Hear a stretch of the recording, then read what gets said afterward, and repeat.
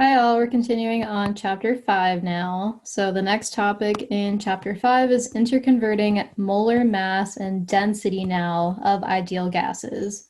So we're familiar now with molar mass, familiar now with the concept of density and the ideal gas law. So we're going to put all these together to be able to solve for the density of a gas. So density, represented as lowercase d, or that symbol rho, we know is a mass over some unit volume. Be careful here with notation where lowercase m is the mass in grams and then uppercase m is the molar mass of the gas in grams per mole. So from the ideal gas law, PV equals nRT. In order to use this ideal gas law to solve for density and incorporating this idea of the molar mass, let's see how that works out with the units.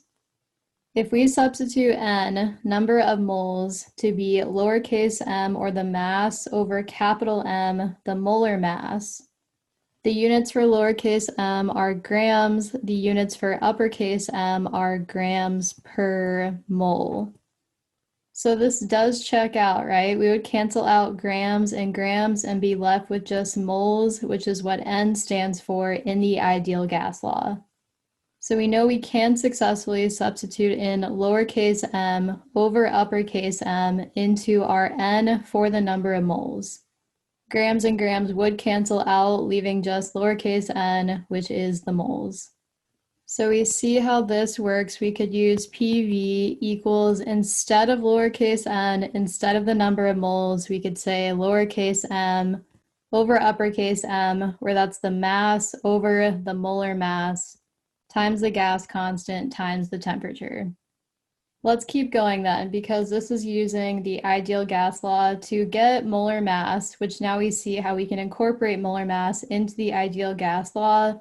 But what about density? Right, density is a mass over some unit volume. So let's keep rearranging this slightly updated version or slightly different version of the ideal gas law. It's still the same concept where m over capital M is the number of moles, but now we have a mass term and a molar mass term.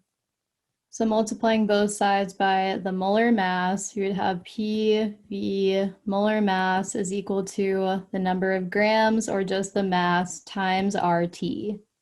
Because density is a mass over a volume term, let's keep going and isolate density. So to do that, we would divide both sides by RT. Then continuing this down here, this is capital M, I'll make that clear. So this is PV molar mass divided by RT is equal to just the mass now. Now dividing both sides by the volume or multiplying by 1 over volume, then we see how we can get. So volume would cancel out. That's pressure times the molar mass over the gas constant times the temperature is equal to a mass term over a volume, which is indeed density. So for the ideal gas law and solving for density, we're going to need the pressure, the molar mass, the gas constant, and a temperature. Always still for temperature, that's going to be in Kelvin. So simplifying this just a little bit, if we have the density term, that's equal to pressure, molar mass over RT. Let's say we were given a density or given information to calculate a density. We could also solve for the molar mass if we needed to. So multiplying both sides by RT, that's density, RT is equal to pressure times the molar mass, then divide both sides by pressure. So if we needed to for ideal gases, this is still all for ideal gases. So we're not going to do this for liquids at a certain pressure and temperature, only ideal gases at a certain temperature and pressure. We can solve for the molar mass if we also have a density, and then we plug in that gas constant. So some new iterations to know for the ideal gas law is how we can solve for density, mass over volume, using pressure, molar mass, gas constant, and temperature. Also now we could solve for the molar mass of an ideal gas using the density, gas constant, temperature, and pressure. Now, additionally, if you're given the mass and the gas constant, you could plug in temperature, volume, and pressure. You could also solve for the molar mass this way. So these three new different iterations of the ideal gas law, when we have terms including molar mass, density, mass of the gas as well. So I wanted to show you how we arrive at these different iterations, how we can derive these equations, given what we know about density, molar mass, number of moles, etc. Let's practice using these in some practice problems now. Calculate the density of dinitrogen difluoride. This is a gas at exactly 25 degrees C and 1 atmosphere. We can assume it behaves at ideal conditions. So we're going to calculate the density in a mass over volume. We know we're dealing with dinitrogen difluoride gas. We know it's at 25 degrees Celsius, but we can convert that right away into Kelvin. Then we know we're at exactly 1 atmosphere of pressure. We must be right around sea level. There are some cases when we'll have non-ideal gases, so the ideal gas law doesn't apply to every single gas. For the practice problems we're doing in this class specifically though, we're mostly going to be assuming that the gases we're working with are ideal gases. Know that though, not all gases are ideal gases. For the scope of our class though, we're going to essentially make this assumption most times. So we know the ideal gas law from earlier in chapter 5, and we know we can plug in the mass over the molar mass to substitute in for number of moles, where lowercase m is grams, uppercase m is grams per mole. So I like to rewrite it so I can visualize it, grams over grams per mole. That's really taking the denominator and multiplying by the reciprocal. So grams and grams would cancel out, leaving just moles, which is what we expect to plug in for lowercase n. N is the number of moles in the standard ideal gas law. But if we need to, we can use the mass of a gas and the molar mass, and then use this version of the ideal gas law that still checks out with our units. So we went through this derivation in the earlier slides in this part in chapter 5. Where density is a mass over volume. If we had plugged in lowercase m and uppercase m, we can rearrange the ideal gas law to solve for a density term. Then we can rearrange this equation to solve for a molar mass, either given a mass and a volume, or given the density directly, because density is a mass over volume term. So these same iterations of the ideal gas law to be aware of, dealing with density and dealing with molar mass, or dealing with the gram amount of a gas. Per usual, keep an eye on the units. If something's in kilograms though, we can convert that into grams if we need to. So we did convert the temperature into Kelvin. Technically it should be 25 degrees C plus 273.15 or just plus 273, you'll see. This comes out to 298.15 Kelvin. To be safe, use the expanded version of the conversion factor, so plus 273.15. Then the mass of 2 nitrogen atoms, the mass of 2 fluorine atoms, then we get a molar mass. From the masses on the periodic table, we get that to be 66.0102 grams per mole. Just as a review, this is the same thing still as atomic mass units. So we have the molar mass of our gas based on the formula for it, and we have the temperature in the correct units in Kelvin for these ideal gas law style problems. So because we want to solve for density, we don't want to solve for the mass, we don't want to solve for the volume, we want to solve for the density, so we can use this version of the ideal gas law where we need pressure, the gas constant, temperature, and the molar mass, which we did just calculate for the gas that's in our practice problem. So let's make sure our units work out, but density is going to be equal to our pressure, which is 1 atmosphere, divided by a gas constant we'll come back to, times a temperature. Temperature is 298.15 Kelvin. I like to come back to the gas constant based on the other units that we have in our problem right now. So we have atmospheres and Kelvin. Then our molar mass term was that 66.0102 grams per mole. So to write this out and visualize the units, that's 66.012 grams per mole. So I like to write it like this so I can really see my units cancel out and leave just the units at the end that we want.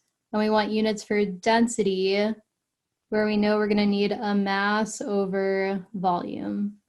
Now, we didn't forget about our gas constant. That's the only term left. We have atmospheres, we have Kelvin. Let's go and figure out what gas constant we should use then based on these units that we have in our problem. So this is from part 2. This is slide number 11 in part 2. If we have atmospheres and Kelvin, and we have moles, and we're going to want a density that includes a volume term, we should use this gas constant. So this gas constant is 0.08206, roughly, liters times atmospheres per mole Kelvin. I'm going to show you how I explicitly put this into our current density calculation. So because R is down here in the denominator, then we need to say 0.082057.4. The units along with that value, that number term, are liters, atmospheres. This is a per mole Kelvin, so moles and Kelvin need to go to the other side of the equation. So per mole Kelvin, let's see what units cancel out now. We better get a mass per volume term. So here, atmospheres, atmospheres, Kelvin, Kelvin, moles and moles. We are left with grams now per liter. Depending on what units were asked for, sometimes density is reported in grams per milliliter, but if we can report density in grams per liter, then we do this multiplication and this division, and then we already have the correct units. Doing this math, we'll get a density value of 2.6981 grams per liter. Importantly, check these units that we ended up with. To convert this into 3 sig figs, then our density term should be 1, 2, 3 sig figs. Well, this 8 bumps this 9 up, this 9 bumps this 6 up. So with just 3 sig figs, this rounds to 2.70 grams per liter for the density of our ideal gas. In the main slide deck, so 5.8 and 5.9, there are more practice problems on density, so similar to what we just did, and solving for molar mass. So be sure to check those and let me know if I can help work through any of these problems along with you. One I do want to do together that's in the main slide deck is example 5.10. We're actually going to figure out a molecular formula of a gas. So we do some analysis. We find out that 33.0% of the gas is silicon, 67.0% by mass is fluorine. This should be somewhat of a review from past material where we're looking at percent by mass for different compounds. One trick we learned was to assume that the total mass of the compound is 100 grams. So then 33.0% of 100 grams that we're just assuming for convenience for a 100 gram sample, then 33 grams would be silicon. 33 of those 100 grams would be silicon, then the other 67 grams would have to be fluorine. So this percent by mass, we assume that convenient 100 gram sample total, then 33% by mass of this total sample mass is 33 grams of silicon, 67% is 67 grams of fluorine. We have a temperature of 35 degrees Celsius. We want to just convert that right away into Kelvin. Then we have a volume term, 0.210 liters. We have pressure of 1.70 atmospheres. Then we have the mass in the 0.210 liters was, so lowercase m was 2.38 grams. We want to calculate the molecular formula based on this information plus the percent by mass. So this is a pretty tricky example, so I wanted to go through this one explicitly together with you. So this is sort of an empirical formula style question, but now with this added layer of the ideal gas law. So let's plug in what we can, then connect that back to the empirical formula with the information we have. What is the relationship between the empirical molar mass and the molar mass calculated from the molecular formula? So for a little review on empirical versus molecular formulas, empirical formulas are the simplest whole number ratios of atoms in a compound, whereas the molecular formula is the true formula. It's not these simplified whole ratios of the atoms, it's the true ratios of the atoms. One example we first looked at when covering empirical versus molecular formulas would be something like C2, or let's do C6H12O6. That is our molecular formula. Then the empirical formula would be dividing all these by their largest common denominator. So divide these by 6. So H2O, these all get divided by 6. 6 divided by 6 is 1. Subscript of 1. 12 divided by 6 is 2. Then 6 divided by 6 is 1. So the molar mass of the molecular formula is going to be the true molar mass of that formula. Then the empirical formula will be some ratio of that full molecular mass for the molecular formula. For this specific example, we could have the molar mass of this compound, then that divided by 6 is going to be the mass of this empirical formula. So everything is always a ratio from the empirical formula to its molecular formula and vice versa. So one thing we can do is take this assumption. We assumed 100 grams of the total compound. 33 grams then must be from silicon, 67 grams must be from fluorine. What we can do right away is convert these gram amounts of silicon and this gram amount of fluorine into moles of each. So we made that easy convenience by assuming 100 grams total, then 33 grams of silicon. The atomic mass of silicon is 28.09 grams per mole. Then we get 1.17 moles of silicon doing this multiplication and division. Essentially just division, right? Because we're multiplying this by 1. So then to get the moles of fluorine, 67.0 grams, again, by assuming 100 grams sample total, divided by 28.09, because the atomic mass of fluorine is 28.09 grams per mole when you go to the periodic table. So then that comes out to 3.53 moles of silicon. When solving an empirical formula style problem, we know it's composed of silicon and we know it's composed of fluorine.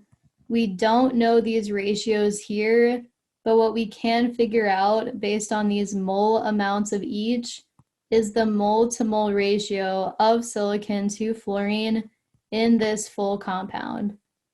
So X represents the mole amount of silicon, Y represents the mole amount of fluorine. This is their mole to mole ratio with one another in this full compound.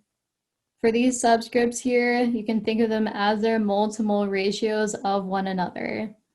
For example, going back to something like water, for every 2 moles of H, there is 1 mole of O. Right, those subscripts help tell us the mole-to-mole ratios of atoms within a compound. Just for a little more practice, let's go ahead and also say for every 1 mole of H2O, the full compound, there must be 2 moles of H, based on this subscript here. Similarly, for every 1 mole of H2O, that's 1 mole of O. We covered this initially, I think, around chapter 3. For more of a review, please go back to that material and let me know if you want to talk through more practice problems, work through more practice problems together in office hours. So we figured out these mole-to-mole amounts. Silicon, then silicon 1.17, that's its mole amount. We know it's not the final formula because these have to be whole numbers, but that's okay, let's keep going. So 3.53, that's sort of our fill-in compound formula right now. But we know these have to be whole numbers. So to figure out the whole number ratio that works for those molar subscripts, you can kind of do a guess and check method, or one option is to take this 3.53 divided by 1.17. That helps us figure out our mole-to-mole ratio between fluorine and silicon. 3.53 divided by 1.17 is about equal to 3.02, so we can essentially call this a 1:3 mole ratio. With a 1:3 mole ratio, that means for every 1 atom of silicon in the compound, there are 3 atoms of fluorine. They're the same number of atoms in every mole based on Avogadro's number, so that's how we can say that interchangeably. For every 1 mole of silicon, there are also 3 moles of fluorine. For every 1 atom of silicon, there are 3 atoms of fluorine. So this all tells us our empirical formula. The empirical formula, again, is the simplest whole number ratio. We don't yet know that this is the formula of our ideal gas. Could also be some ratio of this. It could be Si2F6, could be Si3F9. It's going to be some whole number ratio of Si1 to F3. Let's keep going. Based on what we have in the problem, we've dealt with this so far, so these mass percentages. Now we need to deal with the temperature, volume, and pressure, and then also connect that back eventually to the mass of the gas and its now found empirical formula, so Si1F3. We have a pressure, volume, and temperature. We don't have the number of moles of total gas though. We have the mass of the total amount of gas, but we don't have the total number of moles. We also don't yet have the molar mass of the actual molecular formula of the gas. Right now we have the empirical formula of the gas. We can get the molar mass of the empirical formula, but we don't yet have the molar mass of the molecular formula. So we can solve for that though using temperature, volume, and pressure. We'll connect it back to the mass of gas, but first we need the moles of gas. So from our ideal gas law, PV equals nRT, we have pressure, volume, we can plug in a gas constant, and we have temperature. Let's solve for moles, then connect that to the mass of the gas to get the molar mass. Then we'll connect the molar mass of the gas to the empirical formula. So to plug these values into our ideal gas law, we have the pressure, we have the volume we were given, we have the temperature in Kelvin after we converted that out of Celsius. All right, so volume, pressure, and temperature in Kelvin. Then the correct gas constant we should use should be the one with atmospheres and liters in it, so that 0.08206 gas constant. So 0.08206, sometimes rounded off like this, so 0.0821 liters atmospheres per Kelvin mole. Just to show you how the units cancel out, so we're going to do pressure, that's in atmospheres, times volume, that's in liters, divided by, let's do temperature first, so that's Kelvin. Then plugging in that gas constant, let's see how our units work out. So R is liters atmospheres per mole Kelvin, or liters atmospheres per Kelvin mole, so same thing. So we're going to say liters atmospheres, right? It's in the denominator first, per mole Kelvin. So Kelvin, Kelvin, liters, liters, atmospheres, atmospheres. We're left with just moles, which is what we want for our value for N. Now with this many moles of gas, we also have the number of grams of gas. We can solve for the molar mass by taking the number of grams divided by the number of moles of gas. In the problem, we were given 2.38 grams. Now we just calculated the number of moles. So 2.38 grams divided by the number of moles. That means that our molecular formula has a molar mass of 169 grams per mole. Now the connection between the molecular formula and the molar mass of the molecular formula and our empirical formula, and then the molar mass of the empirical formula. We know those are connected by a whole number ratio. So to finish solving this, we know our empirical formula. We found that out to be SiF3. First thing we should do from that is to get our empirical formula molar mass. So SiF3, 1 silicon, 3 fluorines, that molar mass is 85.09 grams per mole. That's all our information about our empirical formula so far. What we just calculated on the last slide then is the molar mass of our molecular formula. So we don't yet have our molecular formula, right? We don't know if it's SiF3 or if it's some whole number ratio of that formula, but we do know the molecular formula's molar mass. We know these are connected by some whole number ratio. What do we need to do to go from 85.09 grams per mole to 169 grams per mole? We need to multiply everything by 2 to go from this mass to this mass. That means to go from our empirical formula to a molecular formula, we also need to multiply by 2. We need to take SiF3, multiply it by 2. When we do that, we get a molecular formula of Si. This is 1 times 2. F, this is 3, also times 2. So Si2F6 then is our molecular formula based on all the information we were given in the problem. As always, if you want to talk through these examples again with me, please let me know. So we're going to go on to the next topic now in Chapter 5 is solving for a gaseous reactant. If you have any questions about these practice problems we go through, any of the practice problems in the main slide deck, definitely let me know. So gas stoichiometry now. We're combining what we know about gases from Chapter 5 with stoichiometry that we've seen before throughout the semester. What's the key to stoichiometry? Hopefully you're thinking a balanced reaction and you're thinking convert into moles. When in doubt, convert into moles. To convert into moles, if we're starting with grams, let's convert into moles first, and then from moles of a reactant to moles of a product, we better have a balanced chemical reaction to connect these mole to mole ratios. Then if we have the moles of a product, we can always go back and calculate the grams of something if we know the molar mass. So we can use the molar mass to convert from grams to moles or from moles to grams. If we need to, we can use our ideal gas law to find the number of moles of gas. The number of moles of gas is represented by that N here in our ideal gas law equation.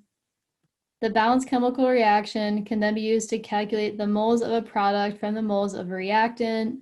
For example, if it was 2x, that's a gas, 2,3Z, that's also a gas. There are 2 moles of X for every 3 moles of Z.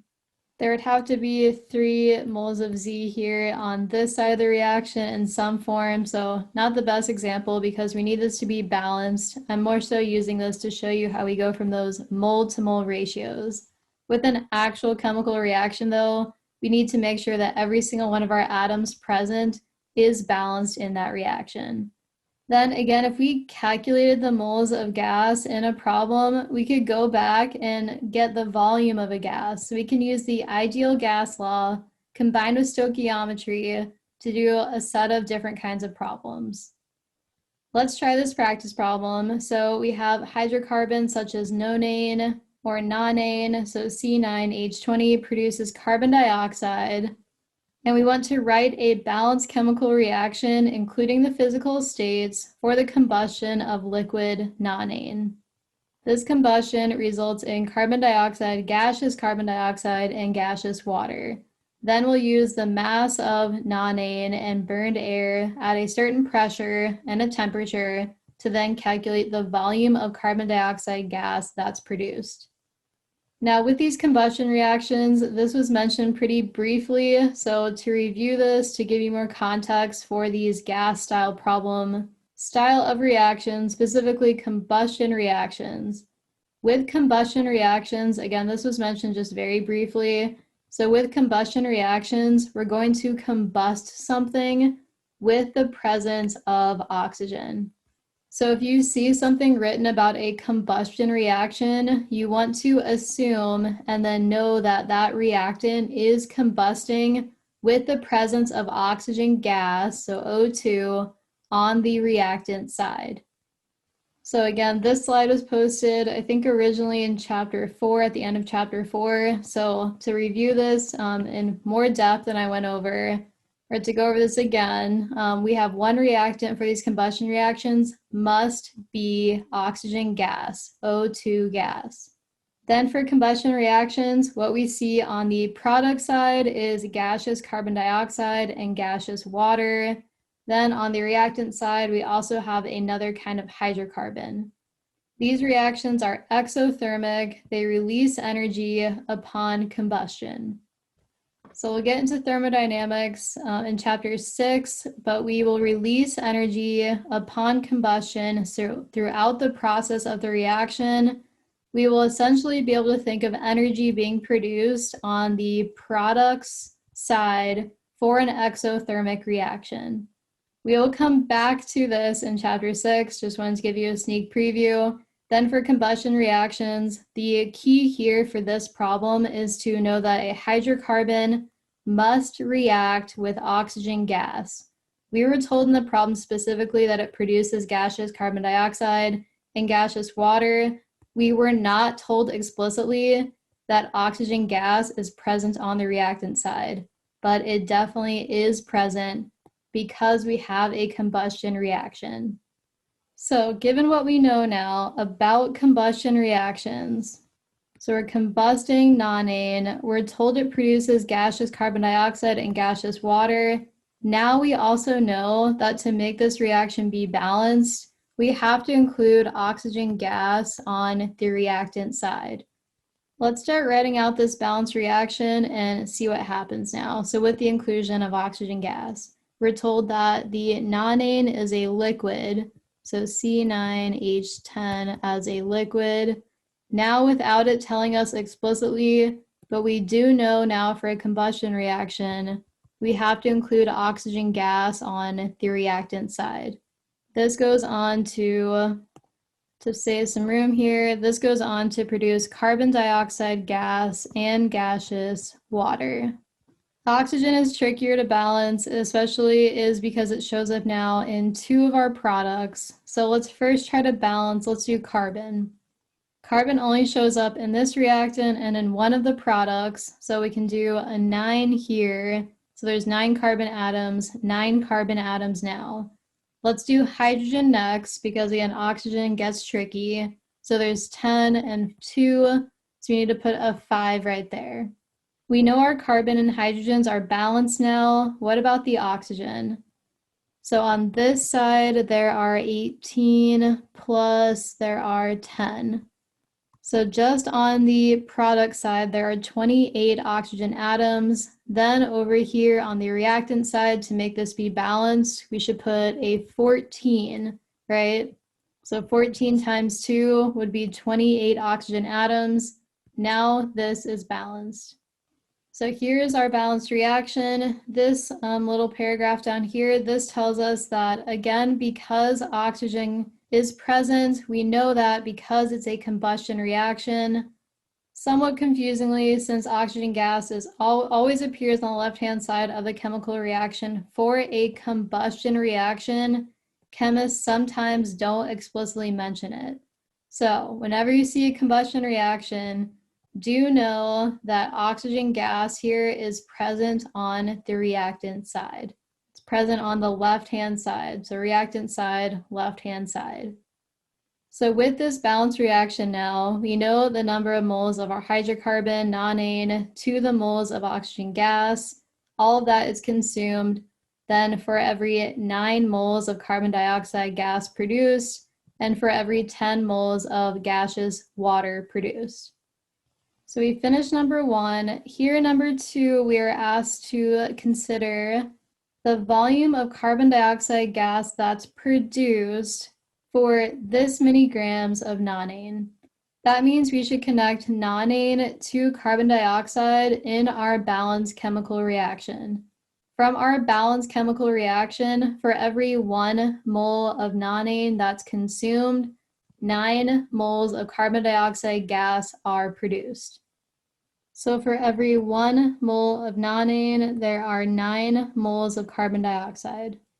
We can't yet go between moles of nonane and moles of carbon dioxide because we were originally given the grams of nonane that were present at the start of the reaction.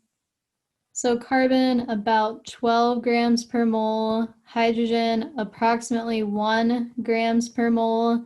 Then for 9 times 12 plus 1 times 20, the molar mass of nonane comes out to, without rounding those masses, comes out to 128.2551 grams of C9H20 for every mole of C9H20. So we have the grams per mole, we have the molar mass of nonane. In order to make this mole-to-mole connection, we need the moles of nonane. To go between the molar mass, we also were given a kilogram amount. So we were told there are 0.420 kilograms of C9H20 at the start of the reaction. Let's convert that into grams, right, in order to use the molar mass. For every 1,000 grams, there is 1 kilogram. Then we can use the molar mass, so grams per mole. To orient this correctly, we should do 128.2551 grams of nonane for every 1 mole of nonane. Then grams cancels out. We just have moles of nonane. Then we can connect it to moles of CO2. Doing this multiplication and division, we should get 3.2747 moles of C9H20. Now with this many moles of nonane, from the starting kilogram amount and calculating the molar mass, we got this many moles of nonane. From our balanced chemical reaction, we can connect this many moles of nonane to how many moles of CO2. So we have this many moles of nonane. The mole-to-mole conversion between nonane and CO2 is this. So how do we orient this mole-to-mole conversion factor to leave just moles of CO2? Well, for every 1 mole of C9H20, we know there are 9 moles of CO2 that are produced. We needed to orient moles of C9H20 in the denominator and moles of CO2 in the numerator. So then moles of C9H20 and moles of C9H20 cancel out. And remember, we got this mole-to-mole conversion from that balanced chemical reaction. This many moles multiplied by 9 gives us 29.472 moles of CO2 that can be produced from when we started with this many grams of nonane, and we connected that to our balanced chemical reaction for a combustion reaction. In the end, we want the volume of CO2 gas that is produced. Right now we have the moles of CO2 that are produced. In this problem, though, we are given a pressure at 1 atmosphere. We're given a temperature in Celsius, which will definitely convert into Kelvin. So from our ideal gas law, PV equals nRT, we do have a pressure. We don't have a volume. We're going to calculate that. We do have a moles of CO2 now. We can plug in a gas constant, and we do have a temperature value. Let's now use the ideal gas law to solve for volume of CO2. We know we want to solve for volume, so let's rearrange this. So nRT over pressure. Let's start plugging in what we know to solve for the volume. Number of moles of CO2, that's what N stands for. That is 29.472 moles of CO2. We just calculated that, again, given the mole-to-mole ratio from our balanced chemical reaction and given the starting kilograms of nonane. So this many moles of CO2, let's come back to the gas constant again, based on what units we see. Let's plug in temperature. So we took 13.0 degrees Celsius, added 273.15. That temperature now in Kelvin is 286.15 Kelvin.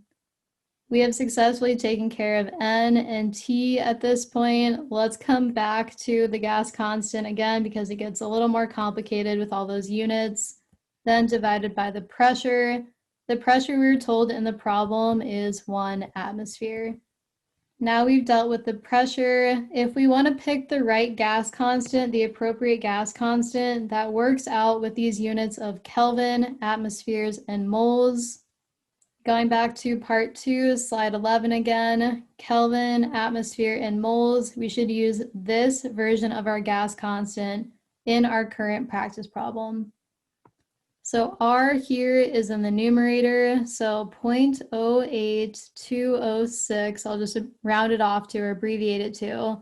That's our gas constant value. That is in units of liters atmospheres per mole Kelvin. So liters atmospheres per mole Kelvin. I like to write it like this so I make sure I'm getting the right units. I don't have millimoles by mistake, something left over like that. So I want to cancel all the right units and I can better visualize it like this. So moles and moles, again, we don't have millimoles. We might be able to catch that if we write out our units clearly.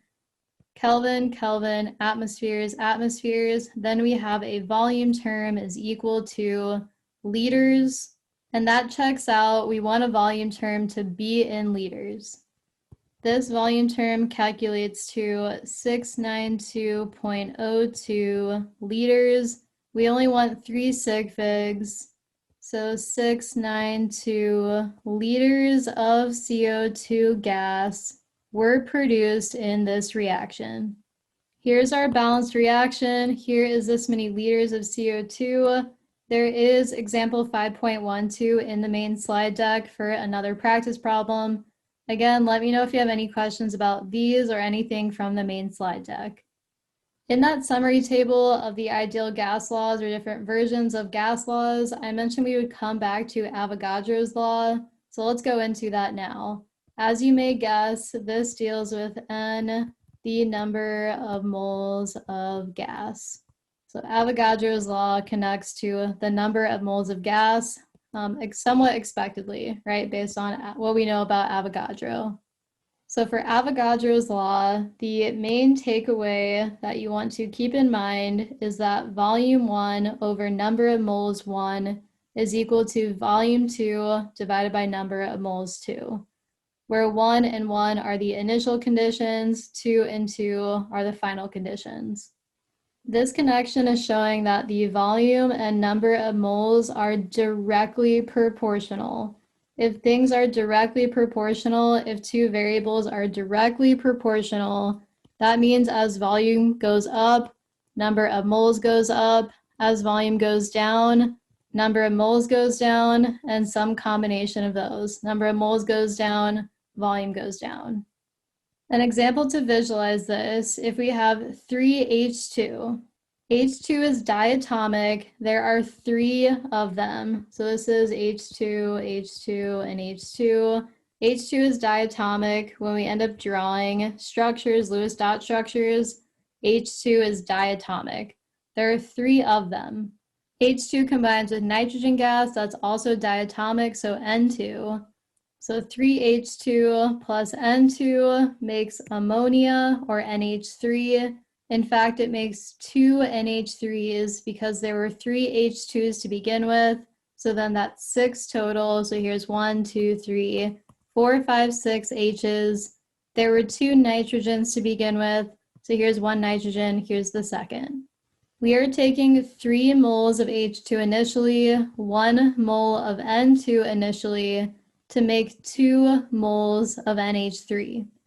These are all gases here, so Avogadro's law applies to gases as we've been looking at in chapter 5. Before the reaction, the reactants occupy 4 volumes. 1 volume, 2 volume, 3 volume, 4 volumes, aka 4 different molecules that are reacting. Also 4 moles that are reacting, right? Because 3 moles of H2 and 1 mole of N2. So these sort of occupy 4 volumes worth. If we're saying for every 1 molecule or every 1 mole occupies 1 volume. These react together to produce 2 moles of NH3 or 2 molecules of NH3 that take up 2 volumes. So here what we're seeing with Avogadro's law is that originally we have 4 moles of reactant gas that occupied 4 volumes. These react together to produce 2 moles of product gas that only occupy now 2 volumes. So as the number of moles reduced, the volume also reduced or decreased. If you remember talking about Boyle's law and Charles' law, the idea here is that V equals a constant times N, or rearranging this, a constant always equals V over N. So volume 1, number of moles 1 would equal a constant. On the other side of a reaction, or for the final conditions, volume 2 over N2 has to equal that same constant. As we can see now, with the ideal gas law, if we're only connecting number of moles of gas and the volume of gas within Avogadro's, this relationship holds as expected when we keep the pressure and the temperature constant. If we keep those two constant, then the only variables we're changing are, again, the number of moles and the volume, which is Avogadro's law. Number of moles increases, volume increases, number of moles decreases, volume decreases. So that's Avogadro's law. And again, this concept that volume over N is equal to some constant. So those initial conditions would equal some constant. On the other end of the reaction, that same constant must also then equal volume 2 divided by N2. If this volume term is decreasing, this number gets smaller, then something must happen on this side for this number to also get smaller so that they will equal that same constant value. Let's do some practice problems to solidify this concept and practice using Avogadro's law and the equation that relates to Avogadro's law.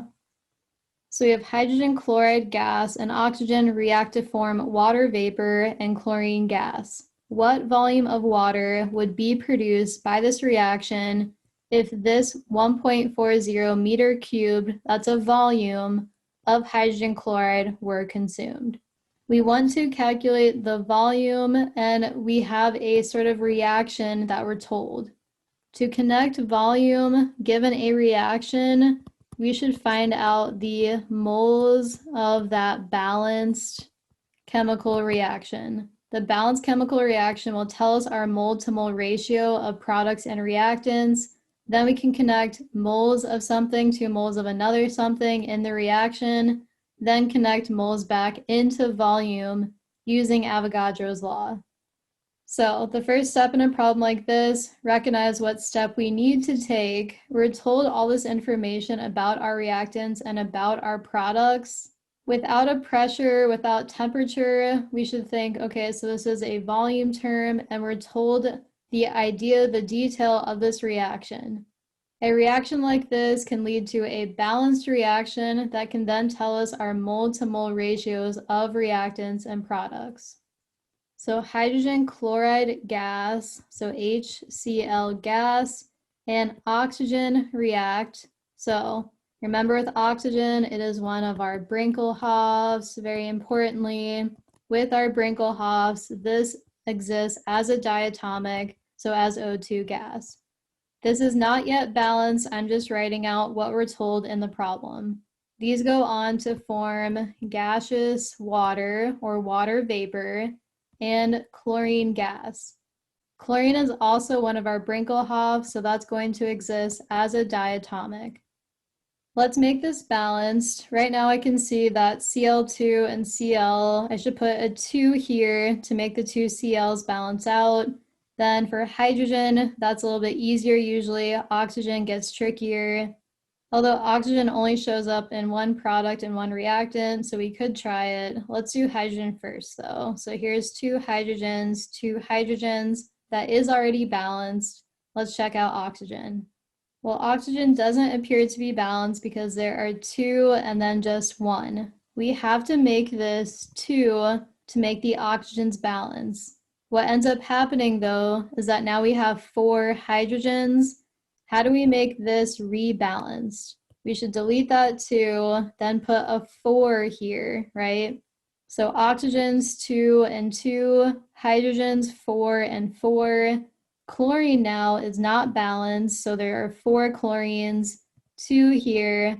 How do we make chlorines balance? We'll put a 2 here. Now this is 4 chlorines, and now this is our final balanced reaction. With this final balanced reaction, we want to connect, eventually get the volume of water, and we're connecting that given some starting volume of hydrogen chloride.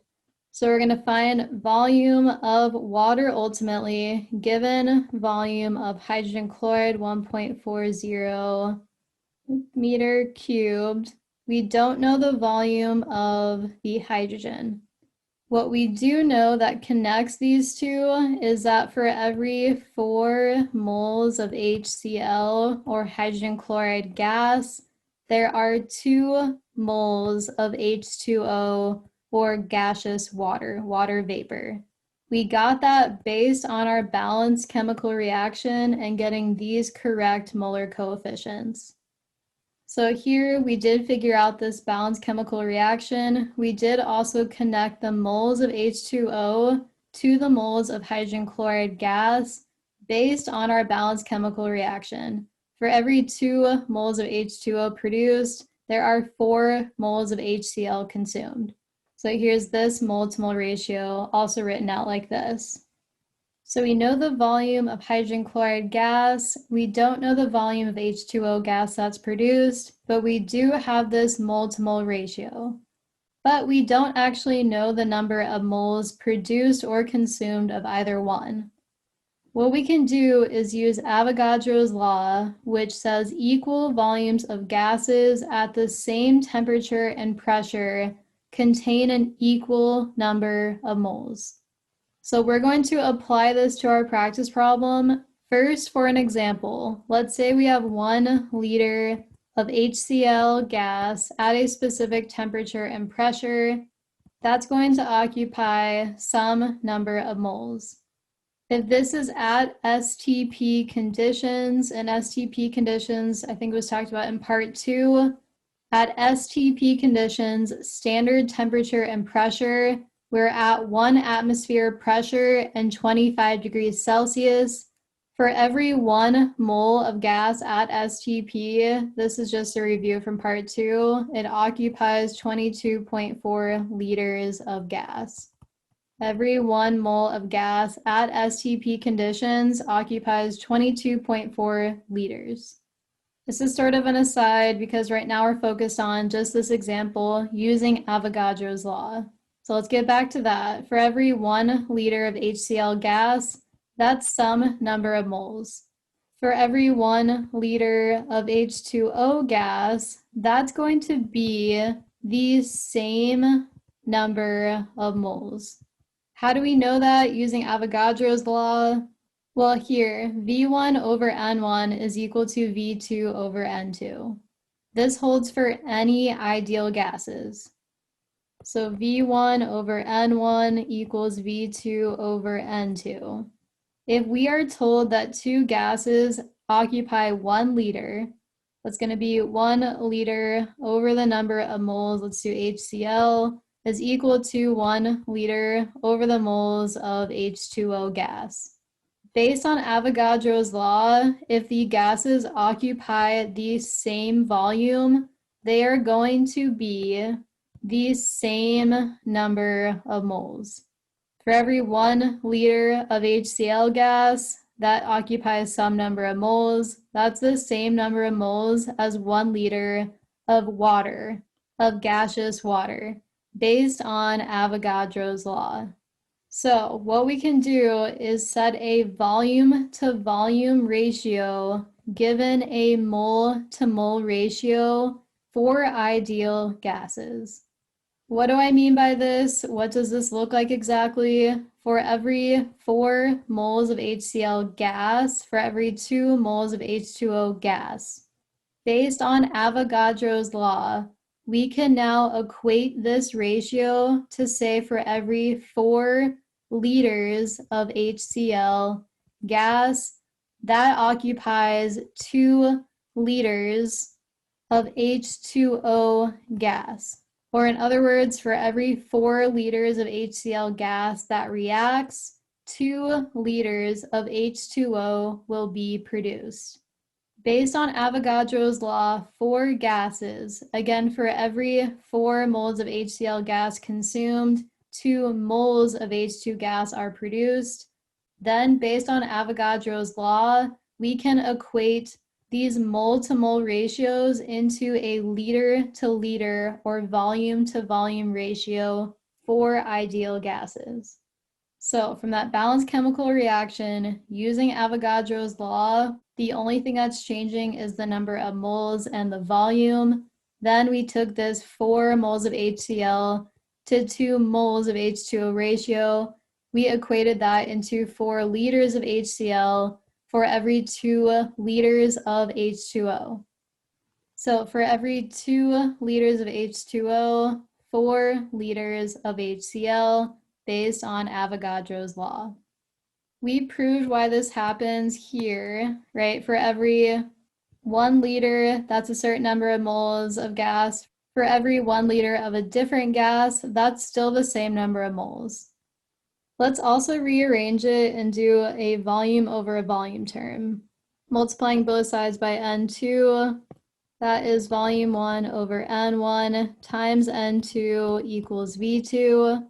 Let me rewrite it as divided by N1 like this. Then we divide both sides by V1.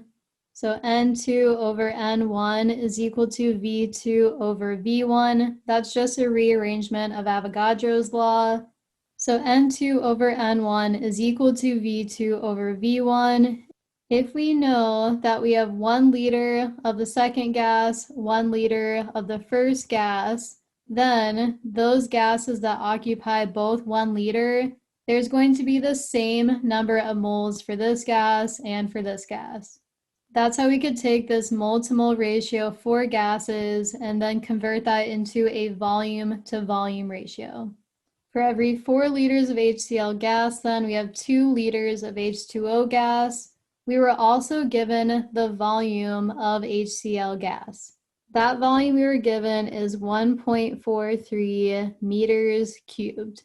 Do you remember that conversion from pretty early on, that for every 1 centimeter cubed, that is equal to 1 milliliter?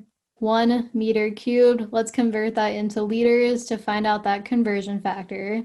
Well, for every 1 meter, that is 100 centimeters, and we have to cube that because this cube here.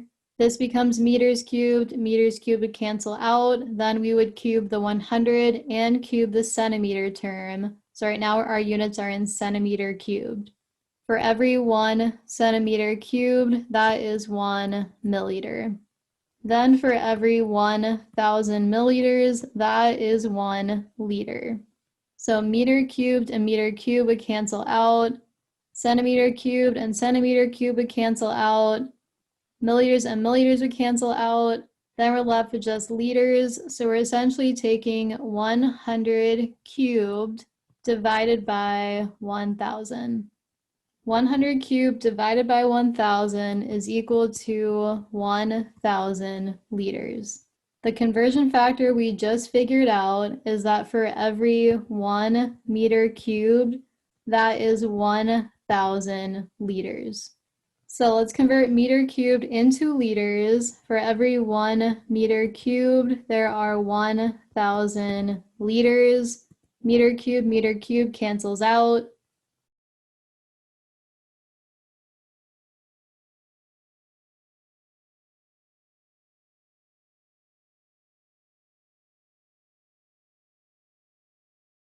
So for every 4 liters of HCl gas, there are 2 liters of H2O gas. We were also given the fact that we started with 1.43 meter cubed of HCl gas. Remember, meter cubed is a volume term. Remember that other conversion factor we learned a while ago, so 1 centimeter cubed is equal to 1 milliliter. We could convert meter cubed into milliliters or into liters, but we can report our final answer here in meter cubed, so we don't need to. I denoted this in liters already for our volume term, but what I should have said is for every 4 volume terms of HCl, there are 2 volume terms of H2O. What does this mean we can say? Well, actually, for every 4 volume units, whatever volume units we want to plug in, so we can even say for every 4 meters cubed of HCl, there are 2 meters cubed of H2O. So this mole to volume, this holds for any volume term. We're still at a 4:2 volume to volume ratio. If we needed to work in liters, then we could use this conversion factor. For every 4 liters of HCl gas, there are 2 liters of H2O gas. Here, though, we're working in meters cubed. So for every 4 meters cubed of HCl gas, still the same ratio, 2 meters cubed of H2O gas. Then how do we orient this conversion factor so that we're left with what we want in the end? We're asked about the volume of water. So I should specify here, this was meters cubed of HCl gas we were given in the problem. To orient this conversion factor correctly then, we should say for every 4 meters cubed of HCl gas, there are 2 meters cubed of H2O gas. That way we don't have to convert into liters. We can still use the same ratio, but for meters cubed, so 1.43 times 1/2 essentially is equal to 0.7000 meters cubed. This is of our H2O gas. To report this in just 3 sig figs, because this has 3 sig figs, this is our original volume term 1.40. Then to report this in 3 sig figs, our final answer then 0.700. So these are 3 sig figs. Remember that leading 0 is not a sig fig. There is example 5.11 in your main slide deck for more on Avogadro's law. Again, let me know if you want to talk through any of these. Let's do one more practice problem together. So we have lithium hydroxide here, aqueous solution. We have the pressure of carbon dioxide. Here, this is an application to spacecrafts and submarines. So this lithium hydroxide can absorb carbon dioxide, a byproduct of metabolism in the body. The pressure of carbon dioxide inside the cabin of a submarine having a volume, so the submarine itself has a volume of 2.4 times 10 to the 5th liters. That pressure given 7.9 times 10 to the -3rd atmospheres at a temperature in Kelvin already. The solution of lithium hydroxide of negligible volume, its aqueous solution, is introduced into the cabin. Eventually, the pressure of CO2 falls to 1.2 times 10 to the -4th atmospheres. Now we're going to find out how many grams of lithium carbonate are formed by this process. So sort of a culmination of ideal gas law, stoichiometry. So let's see how we can solve this. From our ideal gas law, we have PV equals nRT. So I'll write it here, PV equals nRT. We're given a lot of information here in the problem. We're given some volume term, we're given a pressure term, temperature term, but what we're not given is the number of moles. For the pressure and the temperature and the volume, looks like the volume stays constant. The temperature appears to also stay constant. We're not given a final temperature to work with.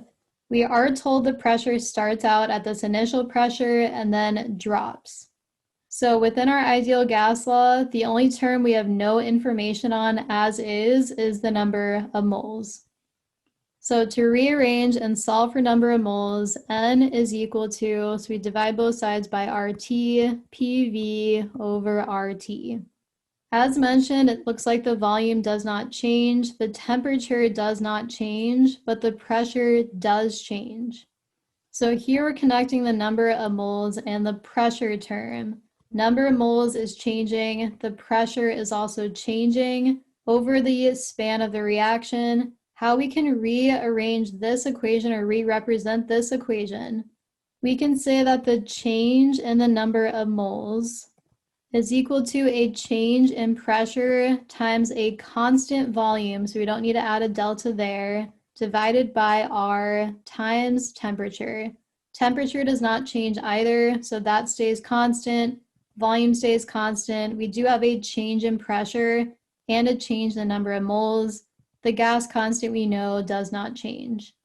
So let's figure out what we're going to plug in for that delta P term. For any of these change in terms, you want to think of final minus initial. So delta P, change in P, is pressure final minus pressure initial. We're told the final pressure is 1.2 times 10 to the negative fourth atmospheres, yet we started at 7.9 times 10 to the negative third atmospheres. So final minus initial. So final minus initial pressure comes out to 7.8 times 10 to the negative third atmospheres. That is our delta P, our change in pressure. Now coming back here, we have a change in pressure to plug in. We have that volume of the cabin term. We can figure out our gas constant and we can plug in temperature that's already in Kelvin, then solve for the change in moles. For the change in moles, that's going to be the final, so N final minus N initial. So change in moles, or N final minus N initial, we'll come back to, is equal to the change in pressure times the volume term, the gas constant, times the temperature. Just showing units here again, like I like to do. So atmospheres times liters, the volume term, Kelvin for the temperature. The gas constant we want to use here again is the 0.0821 or 0.08206. This is liters, atmospheres per mole Kelvin. So liters, liters, atmospheres, atmospheres, Kelvin, Kelvin. We should get N in terms of number of moles. So at least the units do check out. Doing this multiplication and division, we should get 73 moles for our change in moles. We were also given a balanced chemical reaction to look at. Let's go back and see the mole to mole ratio. We ultimately want to connect lithium carbonate, so lithium carbonate, to our moles of CO2 because we're talking about the pressure of CO2 specifically. So lithium carbonate, we have to connect to one of these other products or reactants. H2O is a liquid, it's not a gas. Here, this is also aqueous, it's not a gas. So we're going to connect the moles of CO2 gas to the moles of lithium carbonate. We're told about the pressure of CO2, so that delta pressure, that's already in reference to CO2. So we're connecting CO2 to lithium carbonate from this balanced chemical reaction and from all this information we have about CO2 gas. From the balanced chemical reaction, for every 1 mole of CO2 consumed, 1 mole of CO2 gas consumed, 1 mole of lithium carbonate aqueous is produced. For every 1 mole of CO2 consumed, we have 1 mole of lithium carbonate. So 73 moles. That's our moles, that's our change in moles of CO2. Then to connect moles of CO2 to moles of lithium carbonate, for every 1 mole of CO2, there is 1 mole of lithium carbonate.